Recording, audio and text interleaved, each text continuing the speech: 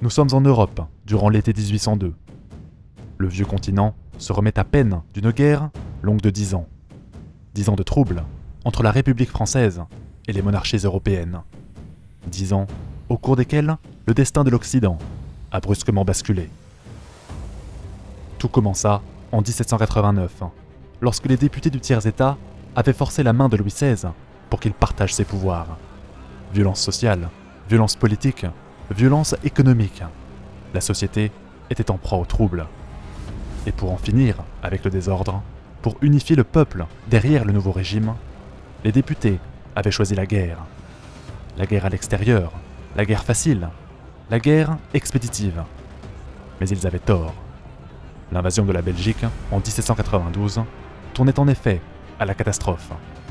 Les officiers de l'armée, les nobles émigrés, les Prussiens et les Autrichiens s'étaient ralliés tous ensemble à la cause de Louis XVI, prisonnier des griffes des factions parisiennes.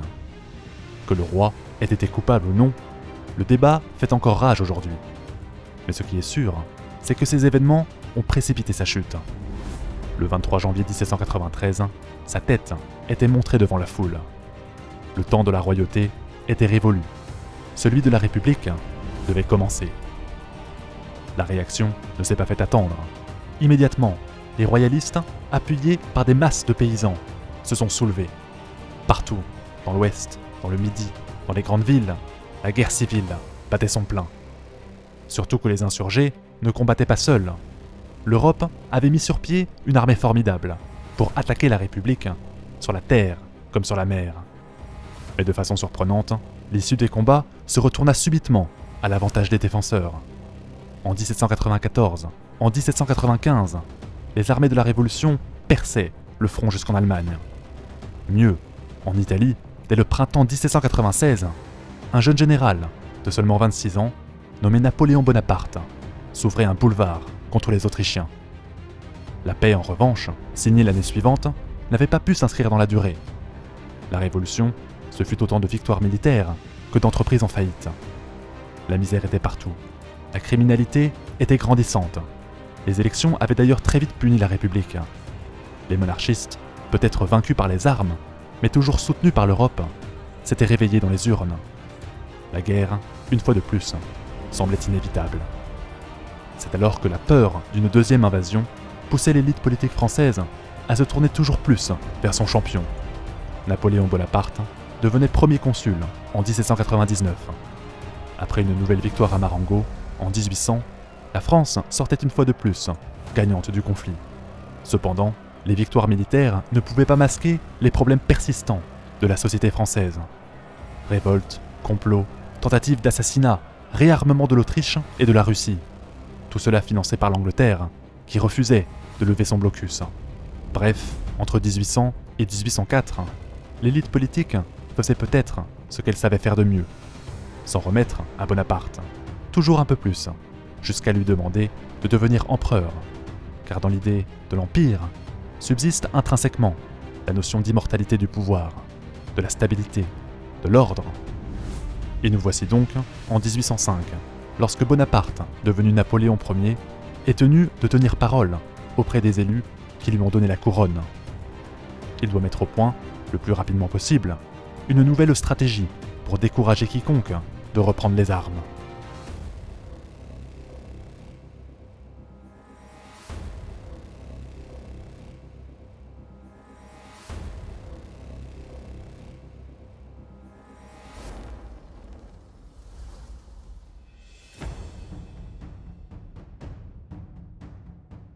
Nous sommes à Boulogne-sur-Mer, dans un camp d'entraînement français, au début de l'année 1805. Napoléon Ier dévoile à ses soldats l'ambition qui est la sienne pour remporter la victoire finale. L'objectif, comme nous l'avons dit, est d'empêcher, à tout prix, la formation d'une nouvelle coalition contre la France impériale. Nous avions vu, pourtant, dans un épisode précédent, que chaque camp semblait vouloir la guerre. Sauf que dans ce conflit, les Français seraient en grave infériorité numérique. L'empereur ne peut compter après tout que sur 300 000 soldats immédiatement disponibles. Une future coalition des Prussiens, des Autrichiens et des Russes pourrait, au maximum, en réunir 400 000.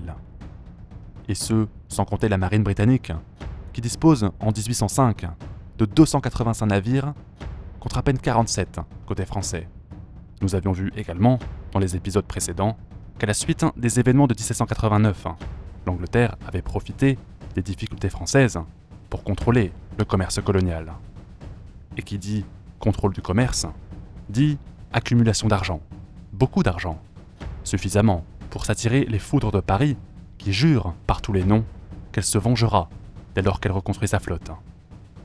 Et en attendant, Napoléon envoie son meilleur marin, l'amiral Villeneuve, à la tête d'une flotte franco-espagnole pour faire débarquer les troupes que l'on fait stationner à Boulogne-sur-Mer, à Brest et à Utrecht. L'objectif de Londres est, en réaction, de maintenir la France sous pression pour l'empêcher de la menacer. Les richesses coloniales servent à financer l'Europe pour qu'elle marche sur Paris. Seulement, si nous avions dit qu'une future coalition aurait la supériorité numérique, ses forces sont néanmoins dispersées géographiquement. Elles mettraient donc du temps à se réunir en un seul point. Napoléon veut donc réorganiser l'armée pour augmenter sa vitesse de déplacement afin d'être en mesure de battre successivement les Européens avant qu'ils ne puissent se réunir. Or, la rapidité, c'est justement la spécialité de l'armée française. Nous avions déjà parlé du système divisionnaire, une façon d'organiser les troupes en de petits ensembles autonomes qui se déplaçaient rapidement. Mais il nous fallait encore expliquer pourquoi le soldat accepte de marcher des kilomètres, des dizaines et des dizaines, parfois sans s'arrêter, parfois sans manger, parfois sans dormir. Tout cela pour aller plus vite? Il faut une autre motivation que de simples objectifs stratégiques pour que les hommes acceptent d'endurer autant d'efforts physiques. Et c'est là, justement, que la propagande révolutionnaire rentre en action. Dans les journaux, on communique l'idée que les hommes ne se battent pas pour un roi, pas pour une famille, pas pour une politique dont on ignore les fondements profonds. Non, en France révolutionnaire, dit-on dans les journaux, on se bat pour les idées selon lesquelles l'homme a fait la Révolution française pour être libre. Et c'est justement pour cela que la France est assiégée. Il faut donc, écrivent les journalistes, vouer une adoration et une fidélité sans faille à Napoléon Ier, car celui-ci gagnerait toujours contre la tyrannie. Que ce discours soit sincère ou faux, ce n'est pas tant la question. L'important ici, c'est de connaître l'esprit du soldat de Napoléon, et comment cette mentalité est entretenue pour servir les objectifs militaires et géostratégiques de l'empereur. En effet, des divisions rapides et autonomes, composées de soldats surmotivés, c'est la garantie que la vitesse de déplacement des troupes soit assez grande pour battre successivement les Européens avant la jonction de leurs troupes. Mais Napoléon ne peut pas, à lui seul, gérer 200 000 soldats de cette façon. Le système divisionnaire passe donc à l'échelon supérieur. Le corps d'armée est créé pour l'occasion. Il réunit plusieurs divisions d'infanterie, d'artillerie et de cavalerie, dont le commandement revient au maréchal. Après toutes ces réformes, l'armée révolutionnaire devient la grande armée. 200 000 hommes, tous prêts à traverser la Manche dès que Villeneuve débarque avec ses navires. Sauf que les choses ne vont pas se passer comme prévu. Contre toute attente, il semble que Napoléon ait perdu son pari. Pendant que Villeneuve traversait l'Atlantique, pendant que l'armée s'entraînait à Boulogne-sur-Mer, à Utrecht et à Brest, l'Angleterre, l'Autriche et la Russie ont trouvé un accord commun pour attaquer tous ensemble l'Empire des Français.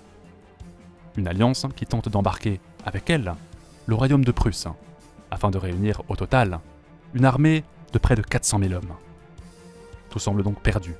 Il n'est pas certain que l'Empire ait les moyens humains et logistiques de repousser une invasion pareille. Mais il existe tout de même une faille dans le dispositif coalisé. Cette faille, c'est la Prusse. La Prusse qui hésite encore à rentrer en guerre. Il serait donc possible de battre les Autrichiens et les Russes avant l'entrée de Berlin dans le conflit. Napoléon en est convaincu. Il pense qu'il est possible de jouer contre la montre. Ainsi, à la fin de l'été 1804, la Grande Armée se détourne de son objectif initial pour marcher le plus rapidement possible contre les troupes de la Troisième Coalition.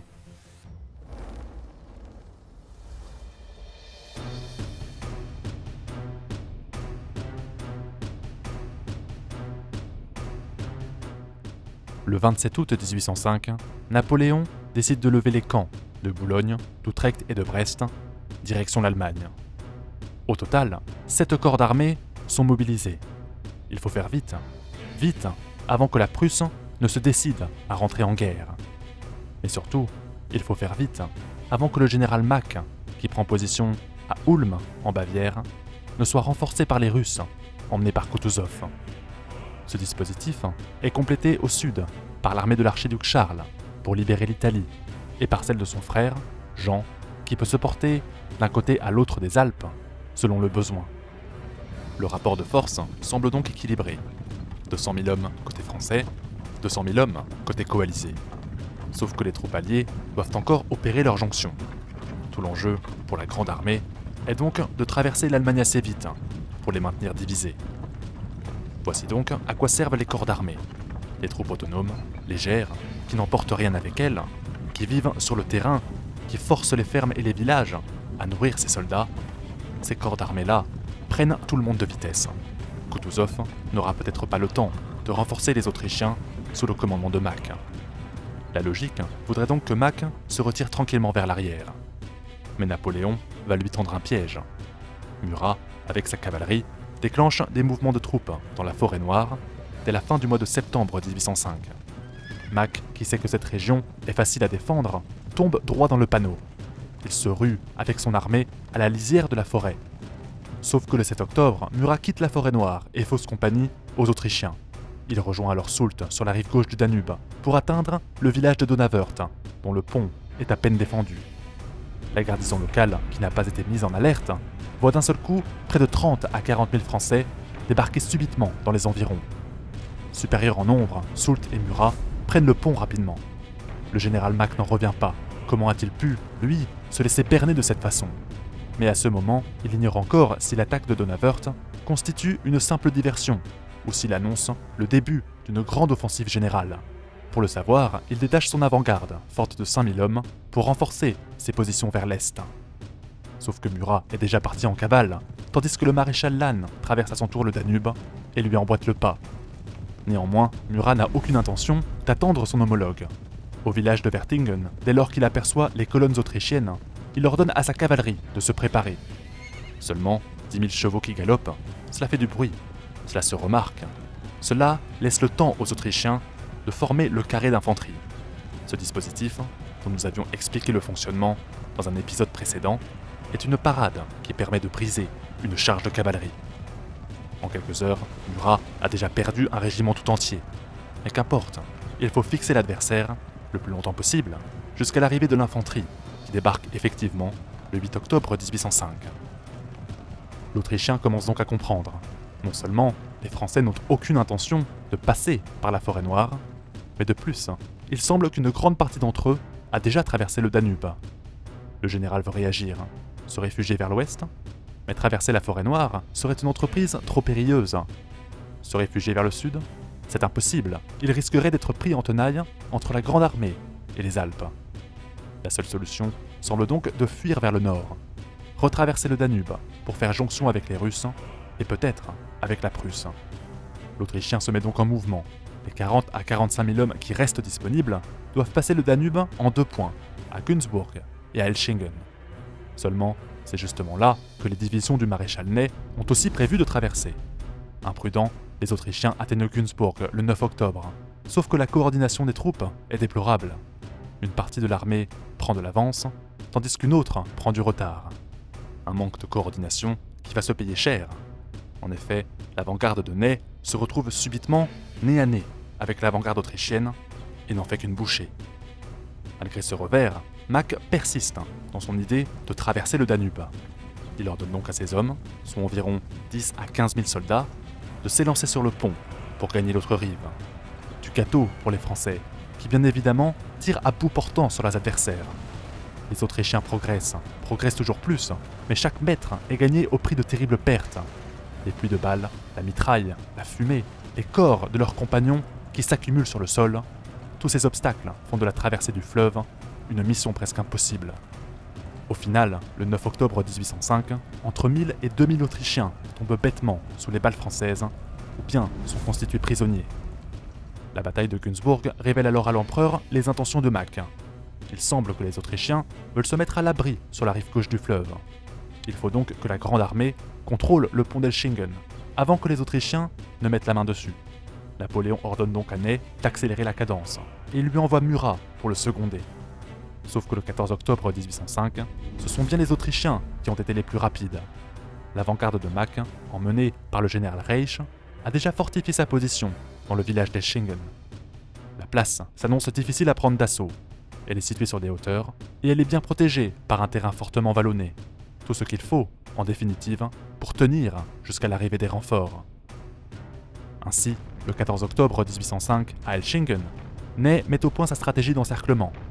Ses divisions attaqueront par le nord, par l'est et par le sud, tandis que Murat coupera la retraite des Autrichiens en couvrant la partie ouest du champ de bataille. L'assaut s'annonce pourtant difficile. Les défenseurs peuvent compter sur environ 17 000 hommes, alors que Ney n'en dispose que de 15 à 16 000. Il faut donc motiver les troupes. Le maréchal saisit alors son sabre et monte lui-même à l'assaut d'Elchingen. Les premières minutes du combat sont pourtant une calamité. Les pertes sont terribles. Les Autrichiens se défendent avec courage. Mais les Français, peut-être surexcités par les cris et les hurlements de leur maréchal, gagnent tout de même du terrain. En quelques heures, les défenses sont brisées. Il ne reste plus qu'au général Reich de sonner la retraite avant de tomber sur Murat et ses cavaliers. Après cette nouvelle défaite, le moral des Autrichiens va s'effondrer littéralement. Napoléon n'a plus qu'à cueillir le fruit quand il est mûr. Mack n'a plus d'issue, il est pris au piège. Il doit se rendre sans demander son reste. Le résultat de la campagne de Bavière est absolument ahurissant. En à peine 2 mois, les Français ont mis KO 60 000 hommes, sans même avoir livré de grandes batailles. En résumé, c'est le tiers de l'armée autrichienne qui disparaît en un clin d'œil sous la seule pression des mouvements de la Grande Armée.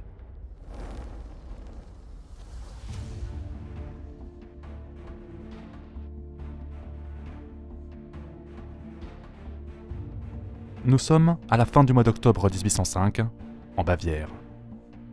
Après le coup d'éclat de l'empereur à Ulm, l'armée de Kutuzov entame un mouvement de retrait. Davout et Murat s'élancent alors à sa poursuite, tandis que Ney bloque l'archiduc Jean à la sortie des Alpes. Quant au reste de l'armée, il rejoint Napoléon et marche tout droit sur Vienne. Tout semble donc tourner à l'avantage des Français. Mais les apparences sont plutôt trompeuses. La flotte franco-espagnole, qui s'était réfugiée à Cadiz, en Espagne, s'est fait rattraper par Nelson, au large de Trafalgar. La catastrophe, le cauchemar, le 21 octobre 1805, l'amiral britannique détruisait le semblant de marine dont disposait Napoléon. Et l'impact de cette correction est absolument gravissime. La mer et le contrôle des mers, c'est en effet l'accès aux ressources des colonies. Or, argent, matières premières, tout ce qu'il faut, en définitive, pour faire tourner le commerce. Et justement, Napoléon n'avait-il pas été nommé empereur sur la promesse de stabiliser la société et l'économie? N'avait-il pas été choisi par la bourgeoisie libérale pour faire repartir l'investissement, l'emploi et l'enrichissement? Si Napoléon perd définitivement l'accès aux colonies, s'il se montre incapable de rétablir la prospérité économique, le risque existe que l'élite choisisse de lui retirer sa couronne. Aussi, l'empereur n'a-t-il plus le choix. Pour avoir la paix et pour conserver la confiance de la bourgeoisie, Napoléon doit écraser la coalition. Il doit montrer qu'il est toujours le champion des idées de 1789. Sauf que la chose est extrêmement risquée. Après la déroute autrichienne en Bavière, la Prusse se décide enfin à mobiliser ses troupes. Elle lance un ultimatum à Napoléon. Évacuez la région avant le 15 décembre, ou bien 200 000 hommes marcheront contre vous. La Grande Armée risque alors de se retrouver coincée entre les Prussiens au nord, les Russes à l'est, et le reste des Autrichiens, plus au sud. Mais il reste encore du temps avant cette échéance du 15 décembre.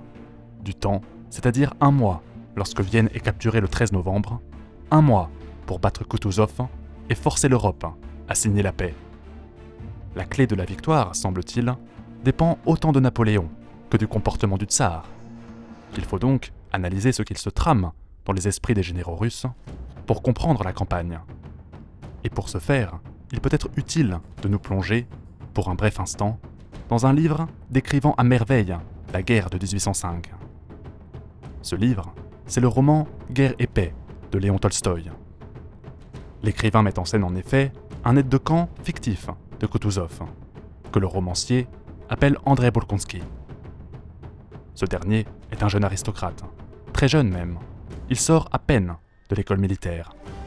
Une école où, bien entendu, il a lu, relu, étudié encore les exploits militaires de Bonaparte. En réalité, Napoléon est le héros de Bolkonsky. Le jeune Russe est impatient de montrer au monde qu'il peut être aussi talentueux que le Français. Il veut faire comme son idole à Toulon, lorsque le Corse n'avait que 23 ans et qu'il avait percé le dispositif ennemi. Mais Tolstoï nous montre aussi que cet état d'esprit n'est pas partagé par tous les généraux. Le 16 novembre, en effet, alors que Koutouzov est en train de se retirer, voilà que Murat débarque subitement sur ses arrières. Près du village de Schöngrabern, les cavaliers français, encore eux, ont été trop rapides. Pas de quoi entamer en revanche l'enthousiasme de Bolkonsky. Enfin, son Toulon à lui. Enfin le moment où il peut briller comme son héros Bonaparte. Mais Koutouzov le ramène vite à la réalité. Les Russes doivent fuir. Ils n'ont pas la force suffisante pour bloquer les hommes de Napoléon. Murat ne fait qu'une bouchée de ceux qui sont restés vers l'arrière. Bref, Tolstoï nous donne l'impression qu'il existe deux mentalités dans le camp du tsar. Une partie de l'état-major, ceux qui sont expérimentés, craint tellement la grande armée qu'elle veut lui refuser le combat. Une autre partie, ceux qui sont jeunes et inexpérimentés, comme le fictif Andrei Bolkonsky, veulent attaquer, dicter le ton des combats, choisir le tout offensif. On pourrait dire que quelque part, ils veulent faire du Bonaparte pour battre Napoléon. Mais l'optimisme de quelques aristocrates ne peut être suffisant pour expliquer le comportement de toute une armée. Il faut comprendre également ce que le tsar cherche dans cette guerre. Une piste de réponse se trouve dans sa politique extérieure, dans la nature même de la Russie, multiethnique, immense, imposant sa loi à des peuples de religions et de cultures différentes, comme la Pologne, dont l'aristocratie locale, justement, s'est emparée des idées révolutionnaires françaises pour faire renaître leur État. Corriger la grande armée, c'est s'assurer, quelque part, que la Révolution française ne s'ancre pas dans les esprits. Une autre piste de réponse se trouverait dans la frustration persistante que ressentent les Russes à l'égard de leur position géographique. Le centre du monde à l'époque, c'est l'Europe, l'Atlantique, la Méditerranée. Or, Moscou est bien trop éloigné de ce noyau dur, de la culture et de l'économie mondiale. Si les armées russes battent Napoléon, c'est la garantie que l'empreinte de Moscou puisse s'étendre vers l'ouest.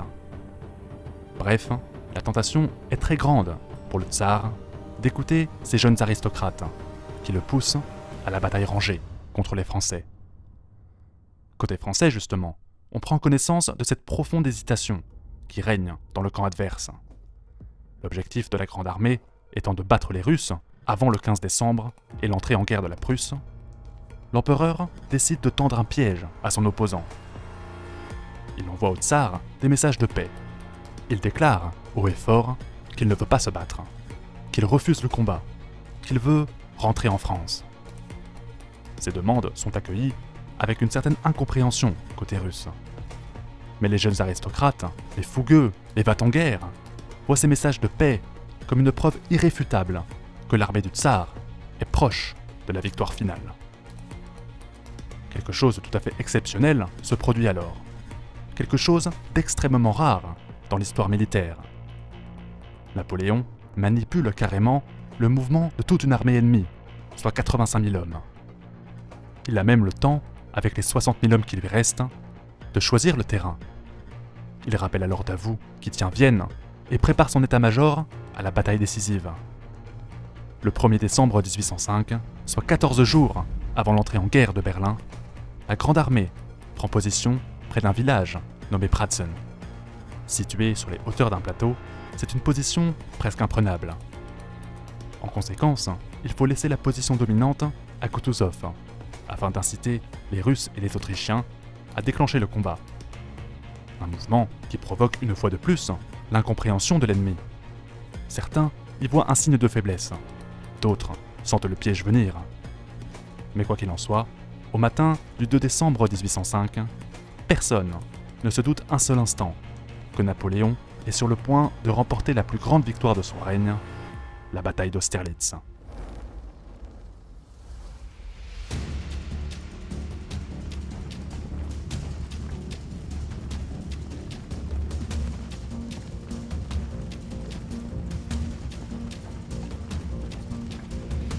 Nous sommes en Autriche, le 2 décembre 1805, à 4 heures du matin, près d'un village appelé Austerlitz. Napoléon Ier vient d'abandonner la position dominante du champ de bataille. Un mouvement risqué, mais qui a pour objectif de tenter l'adversaire, de leurrer Kutuzov à s'élancer sur la droite, afin que Lannes, de l'autre côté, puisse manœuvrer sur la gauche pour enfoncer le dispositif adverse. Pour que ce plan fonctionne en revanche, il faut que Davout renforce de toute urgence les troupes stationnées à Sokolnitz. De la rapidité de son mouvement dépend donc le sort de la bataille. Côté russe, on ignore que ces renforts-là sont en route. Kutuzov planifie donc une grande offensive sur sa gauche afin de faire pivoter les Français et leur couper toute possibilité de retraite. En cet instant, chaque camp est persuadé qu'il peut remporter la victoire. Pour Andrei Bolkonsky, le personnage fictif de Tolstoï, aujourd'hui sera son Toulon, son pont d'Arcole, et il bouillonne intérieurement de joie lorsque Kutuzov, vers 5 heures du matin, donne l'ordre à 40 000 de ses hommes, soit presque la moitié de son armée, de descendre du plateau de Pratzen. L'écrivain russe nous décrit alors ce moment. Il compare les mouvements de l'armée russe à la mécanique d'une grande horloge. Une impulsion, un premier bataillon qui s'avance, entraînant dans son mouvement les autres rouages de la machine, l'ensemble est lancé à fond de train, sans avoir l'idée du but à atteindre. Tout est automatique, tout est engrenage. Les hommes ne sont plus des hommes, ce sont des éléments perdus dans une logique transcendante qui agite l'aiguille de l'horloge sur le cadran de l'histoire pour marquer le début de la bataille d'Austerlitz. Côté français, les éclaireurs alertent l'empereur. Ça y est, enfin, la grande bataille que l'on attendait tant. Sauf que les troupes qui tiennent Sokolnitz se battent en cet instant, à 1 contre 4. Autant dire que le sort de la journée repose sur les épaules de Davout, sur celles de ces soldats épuisés, exténués, éreintés par la fatigue. Les braves ont parcouru 60 km à marche forcée, en seulement 2 jours et une nuit, sans s'arrêter, sans se reposer, sans même dormir. Mais le moral tient bon. L'idée de se battre pour l'empereur vaut bien un effort surhumain. Quel contraste avec ce que nous raconte Tolstoï et sa métaphore de l'horloge. Côté coalisé, on dirait presque que les soldats ne savent pas pourquoi ils se battent. Côté français, on se bat pour Napoléon, pour la Révolution, pour toutes ces choses patriotiques qui sont relayées dans les journaux révolutionnaires et dont nous avons parlé tout à l'heure. La clé de la victoire se joue ici, l'état d'esprit. L'état d'esprit des Français qui est électrique, et celui des Austro-Russes qui semble froid et presque inoffensif. Une différence qui permet à la grande armée de tenir malgré son infériorité numérique. Mais il faut désormais passer à l'offensive. Dès 7h30, Lannes attaque sur sa gauche. Les Russes accueillent les Français avec des coups de canon, des boulets tirés en batterie qui font près de 400 victimes en seulement 3 minutes. Mais Lannes ne lâche rien. Il donne l'ordre d'avancer, malgré le feu, malgré le plomb, jusqu'à percer le dispositif adverse aux environs de 8 heures. Ce coup de force coïncide avec l'arrivée des premiers renforts de Davout sur Sokolnitz.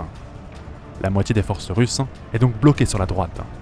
Si Lannes, désormais renforcé par Murat, réussit à enfoncer les lignes adverses sur la gauche, le piège se refermera sûrement sur les Russes. Mais basculons désormais de l'autre côté des lignes. Le tsar s'impatiente. Il s'impatiente de ce combat autour de Sokolnitz qui n'en finit plus. Kutuzov, lui, se doute bien que Napoléon prépare quelque chose. Mais quoi ? Il n'en a aucune idée, car il ne peut étudier la répartition des forces françaises à cause d'un épais brouillard qui recouvre encore le champ de bataille. La logique voudrait donc que les Russes restent prudents. Mais ce n'est pas l'avis du tsar qui veut voir Sokolnitz aux mains de son armée. Kutuzov dégarnit alors un peu plus le plateau et descend lui-même près des étangs. Tolstoï nous raconte encore la scène. Le général russe est accompagné d'Andrei Bolkonsky. Aux alentours de 9h, le général et son aide de camp s'arrêtent près d'une auberge. Le premier, naïvement, commence à converser avec un général autrichien.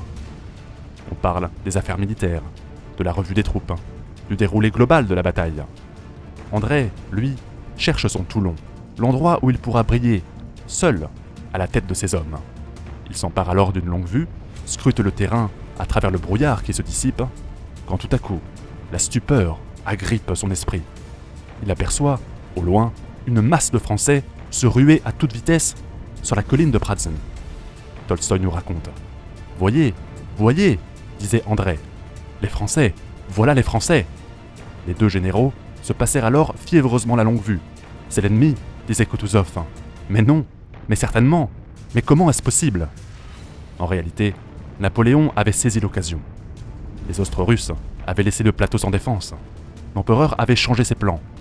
Ce n'est pas Lannes, ni Murat, qui devait faire plier l'adversaire. C'est Soult, dont les divisions étaient restées cachées dans les bois et dans le brouillard, qui portera le coup de grâce. André tente alors de réagir. Vite, son Toulon, son pont d'Arcole, son Rivoli, son quelque chose. Mais c'est trop tard. Les contre-attaques austro-russes sont des échecs. Kutuzov est en panique. Il faut faire remonter l'armée sur Pratzen. Tous les régiments doivent désormais faire demi-tour. Mais ces derniers se télescopent alors avec les colonnes qui descendent vers Sokolnitz. C'est la Lali, c'est le chaos, c'est l'horloge de Tolstoï qui se dérègle complètement, qui perd le contrôle du temps. Car en à peine 30 minutes, les Français s'emparent de Pratzen. C'est fini. Le tsar est en fuite. L'empereur allemand a déserté les lieux. Les Russes sont coupés en deux. Et Soult, désormais bien installé sur la colline, fait pointer ses canons sur la vallée. C'est terminé. La coalition va perdre 35 000 hommes, soit environ 40% des effectifs de départ. Napoléon Ier, parti en infériorité numérique, n'en a perdu que 8 000, soit 13% de ses forces initiales. Quelle sera alors la réaction de l'Europe après cette humiliation sans précédent? La Prusse va-t-elle entrer en guerre? Va-t-elle venir au secours de ses alliés, dont la déroute est complète? Et côté français, quelles seront les conséquences de cette victoire? La propagande de Napoléon sera-t-elle assez convaincante pour faire oublier Trafalgar? L'élite française va-t-elle renouveler sa confiance en l'empereur? Pour le découvrir, n'hésitez pas à vous abonner à notre chaîne, à laisser un commentaire en bas de la vidéo, et rendez-vous au prochain épisode.